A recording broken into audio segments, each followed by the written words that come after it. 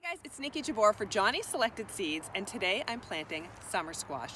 This is Zephyr, a unique variety with yellow fruits that have pale white stripes and light green bottoms, and of course the plants, as you would expect, are ridiculously productive. They produce so many wonderful fruits.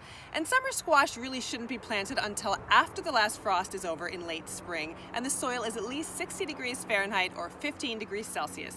And before you plant summer squash, dig in plenty of compost or aged manure because it really loves rich soil. In fact, you could also plant in seasoned straw bales or a compost pile. All right, let's get planting Zephyr. Summer squash can be direct seeded, or you can give the plants a 3 to 4 week head start indoors. And when you do plant, usually plant in beds or hills. In beds, I space the seed 1 foot apart, eventually thinning to 2 to 3 feet. And in hills, I plant 3 to 4 seeds per hill, spacing the hills 5 to 6 feet apart.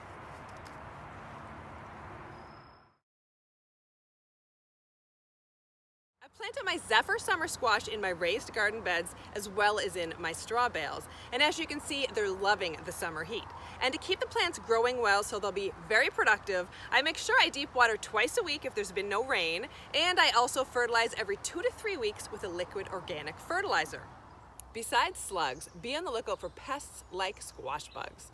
To prevent squash bugs, I A, practice good crop rotation, which means I don't plant in the same spot from year to year, and B, I use lightweight row covers when I first plant my seeds or seedlings to prevent the adults from laying eggs on the plants. Then, once the plants begin to flower, I remove the covers to allow good pollination.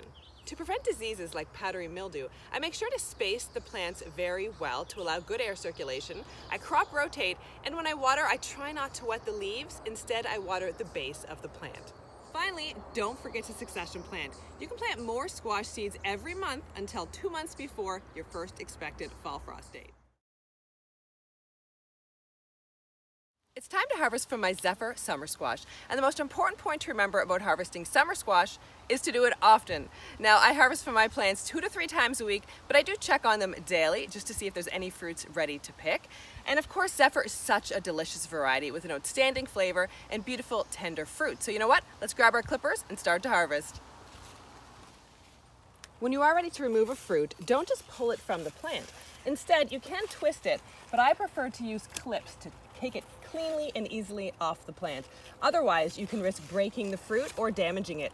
And damaged or bruised fruits certainly don't store well, so make sure you clip it or carefully twist it from the vine.